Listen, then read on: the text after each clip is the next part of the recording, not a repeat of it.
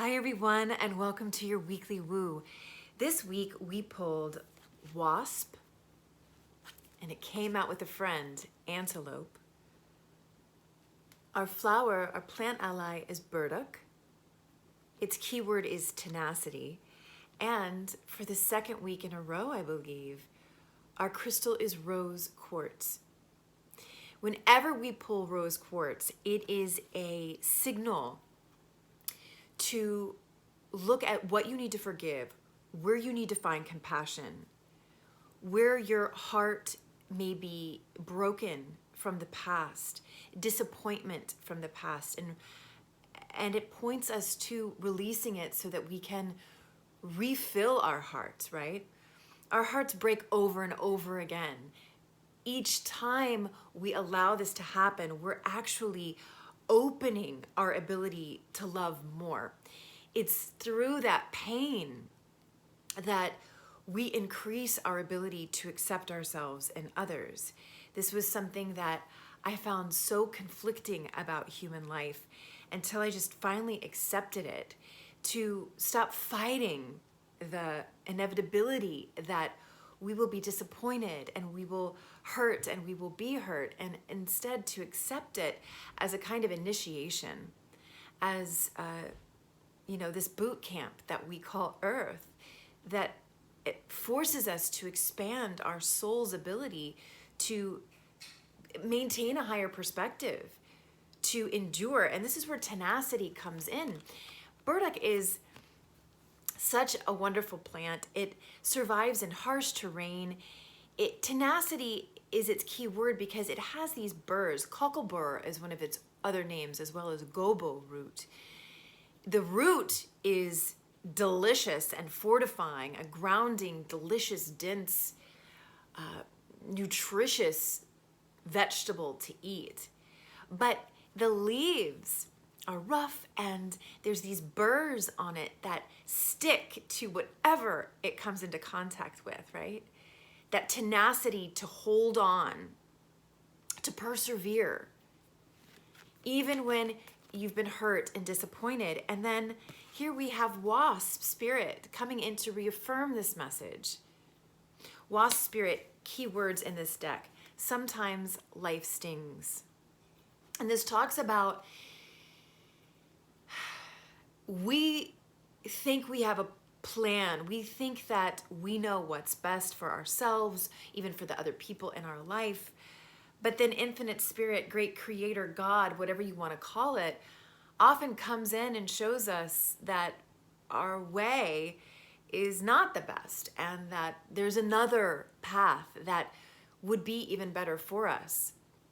But sometimes when that's happening, when that divine intervention and that redirection is happening, it sucks.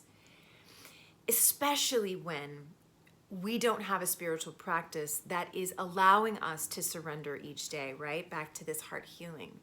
That's allowing us to let go of our tight grip so that we can elevate our thoughts and our emotions to a higher level, to that higher self perspective. So, wasp spirit, maybe there's been some disappointments, and maybe this week there's some disappointments. We're in the middle of a very complicated time in America. I mean, that's where I am, so I'm going to speak to that, where we are polarized as a nation. There's really hardly any middle ground, although I feel like a lot of us are in that middle ground space. There's no real outlet for that with the system we have currently. And although it looks like we may have a president that could be contested for weeks and who knows how long. So there is this need that we have to heal and have closure, and yet a lot of us may be disappointed in what's happening or what may come this week. If we're excited about the result now, there could be disappointments to come. But in our personal lives too, we are leading up to a new moon this week on the 12th, I believe.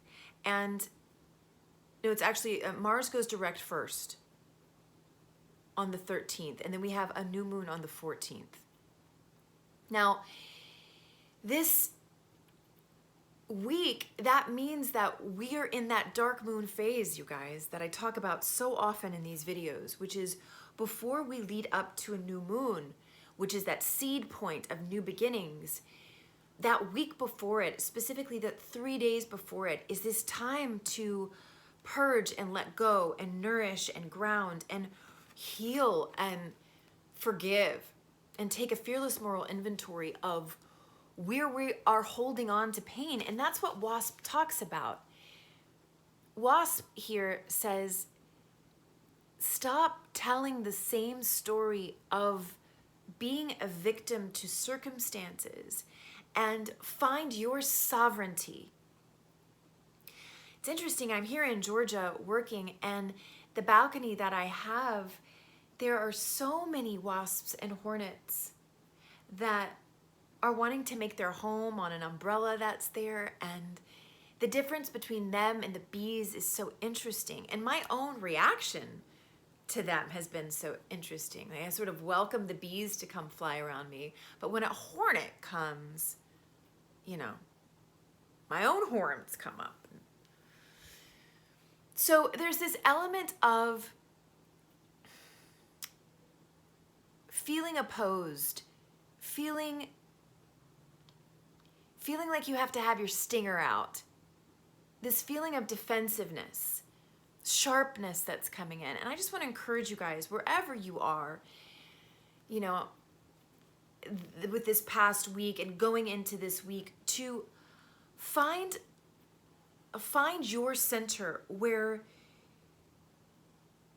no matter what your neighbor, your family, or your friends are believing, if it's opposed to you, or you're seeing people who are opposed to you and what they're saying, to draw back in. And I feel like this is the tenacity to do that. The tenacity to say, no, I'm not going to be reactive. I'm not going to say negative things. I'm not going to project hate upon, my opposing party or this opposing belief system. In fact, I'm going to do the opposite. I'm going to send them and it love. That is true tenacity. To not buckle in to what we know as humans, which is to divide and hate and what the other, to seek to be defensive about what the other is. We've done that for eons. This time is about elevating our reactions to what we don't agree with and people that we may find problematic. What is the higher perspective? What is the heart-centered way? We know the mind-centered way. We know the ego-centered way. We've nailed it. This is our job now. Operating from our heart. Leading from our heart. And that takes courage and tenacity. That means we have to grow and thrive in hard circumstances, like the Burdock, in rocky terrain. We may not be getting enough water, right? But our job is to stay in this heart-centered space. Now let's talk about Antelope, which came out with Wasp. Mars is going direct this week. It's going to feel so good, right? Because when Mars is retrograde, our will, our drive, our ambition, taking action, it's all 3 times as hard. It's also where we could have these, it reminds me of like the unrequited love, right? Where you want so much, the desire so much, and yet there's this block. It has nowhere to go. That's the energy of like a Mars retrograde. And we've been in it. We've been in it for a while now. And now it's going to be moving direct right before this new moon. So we have 2 sections in this week. The beginning of the week is slower. We got to heal. We got to deal with the stings. I would recommend, once you get the information you need, to keep yourself safe and well during the day, then turn social media off and really go within the beginning of this week to let go and to process and to surrender.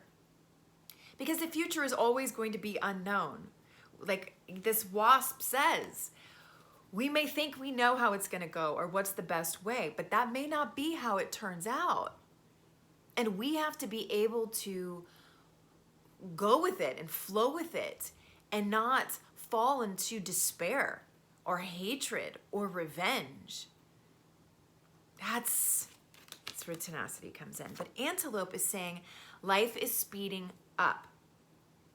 So that's the second half of the week after Mars goes direct, and we get this juicy, juicy new moon in Scorpio, which is going to be in a positive relationship with all those planets that have been in Capricorn.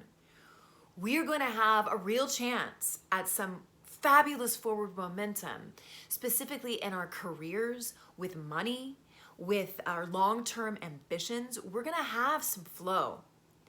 And after this new moon, it is a wonderful time to initiate, because now we have Mars behind us in forward momentum. So there could be some issues that have come up, since September, that really even August, that now we're going to be able to take some action on after this new moon, after Mars going direct. Now, I talk a lot about, while Mars has been direct, don't start none, because oftentimes you start a fight and when Mars is retrograde, you're not going to win it.